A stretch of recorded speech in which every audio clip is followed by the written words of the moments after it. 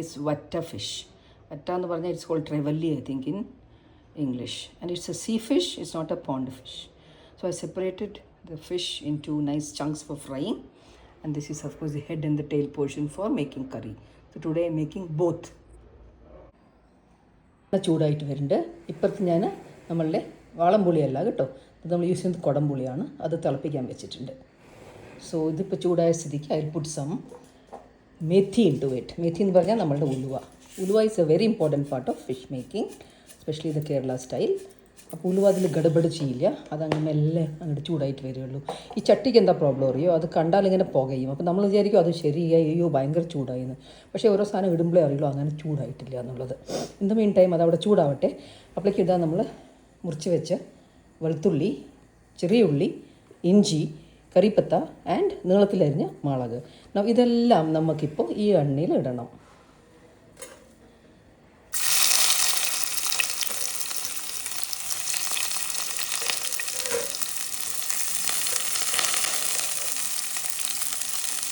ഇളക്കി കൊടുക്കട്ടെ. ഇത് പറഞ്ഞാടിയിൽ കൂടെ നിങ്ങൾ പറയും, നിങ്ങളുടെ വീട്ടിലൊക്കെ മീൻ ഉണ്ടാക്കാറുണ്ടോ? എല്ലാവരുടെയും ഉണ്ടാക്കിയിട്ടുണ്ടാവും, പക്ഷേ മോസ്റ്റ്ലി നമ്മുടെ ട്രാവൻകൂർ സൈഡും ആഫ്റ്റർ എറണാകുളം ജാസ്തി ഫിഷ് ഈറ്റേഴ്സ് കാണുന്നത് അല്ലേ. നമ്മുടെ പാലക്കാട് സൈഡ് അത്ര ഫിഷ് ഈറ്റേഴ്സ് ഇല്ല, because we do not have the sea. And നമ്മൾ Mallus are mostly sea fish eaters. നമ്മൾ ഈ ബംഗാളീസിനെമാരി ഈ പോണ്ട് ഫിഷ് കഴിക്കില്ല. Especially I don't like the pond fish, though it is very healthy.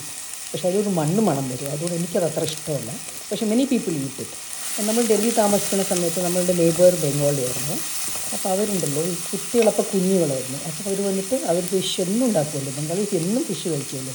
That is the secret of the beautiful eyes and hair, I think. ബംഗാളീസിനെമാതിരി കണ്ണ് എവിടെയും കിട്ടില്ല. And അവർ വന്നിട്ട് ഈ my neighbour that is use to come and give the rohu fish to my children to eat, and she would the pet portion, that is the stomach in the portion, that is a more larger piece, and vaal portion and tala portion untadilla, she will give me the middle portion of the fish and she will say that idu kuttike 3 uppum 3 manjapodi ittu fry idu kodutha madi. And Bengalis, you know, they fry everything before cooking. I don't know what is the secret of that, but yeah, definitely their cooking is little different from ours.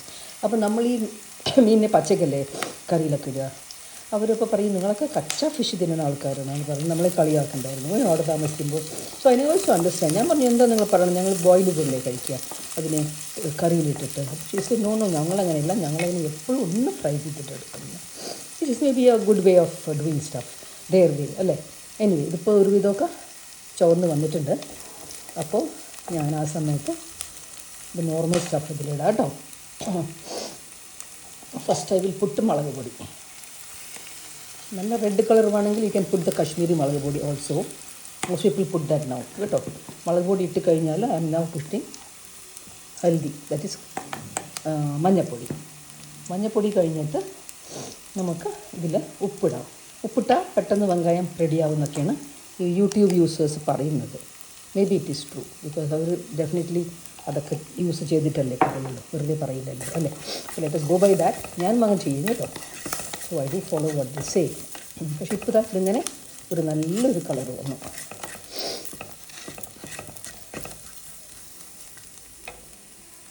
ഇവിടെ മുമ്പ് കുരയ്ക്കാന്നല്ല, ചുമയ്ക്കാൻ തുടങ്ങുന്ന മുമ്പ് ഈ പുളി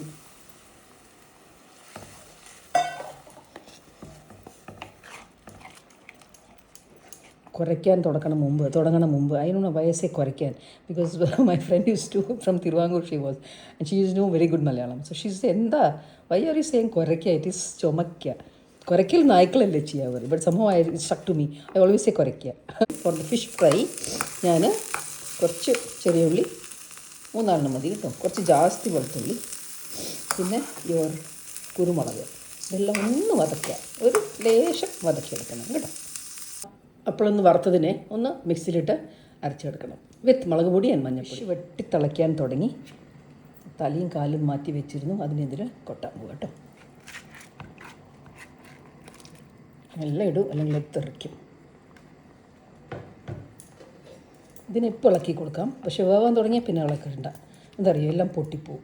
ഭയങ്കര tender ഫിഷാണേ, അല്ല എല്ലാ ഫിഷും അങ്ങനെ തന്നെ. So when it is raw you stir it. Once it is cooked try not to stir it. Okay, secret of making meen പുളി.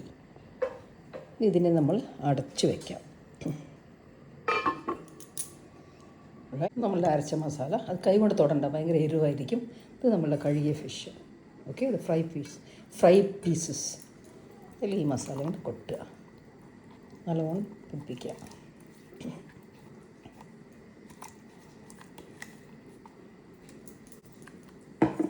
കൈ കൊണ്ട് തൊടണ്ട. ഇതിൽ ഉപ്പ്, മഞ്ഞൾപ്പൊടി, മുളക് പൊടി, പിന്നെ ഞാൻ കാണിച്ചു തന്നില്ലേ വെളുത്തുള്ളി, ചെറിയ ഉള്ളി, കുരുമുളക് എല്ലാം വറുത്ത് ഇട്ട് അരച്ചെടുത്തതാണ് കേട്ടോ. ഇതിനി കുറച്ച് നേരം ഇങ്ങനെ മിക്സ് ചെയ്തിട്ട് വെച്ചാൽ പെരട്ടി റെഡിയായി ഫോർ ഫ്രൈയിങ്. ഫിഷ് റെഡിയായി. ഇനി ഞാനതിൽ കുറച്ച് വെളിച്ചെണ്ണ ഇട്ടു. കറിപ്പത്ത, ഇതിൽ ധനിയാപ്പത്ത വേണ്ട, താങ്ക്ഫുള്ളി, സോ ഓൺലി കറിപ്പത്ത. അങ്ങനെ നമ്മളുടെ ഫിഷ് കറി പാലക്കാടൻ സ്റ്റൈൽ റെഡിയായി. Enjoy today's lunch. Fish fry getting ready, fish curry ready, white rice ready. So come on guys, what are you waiting for? Let's have lunch.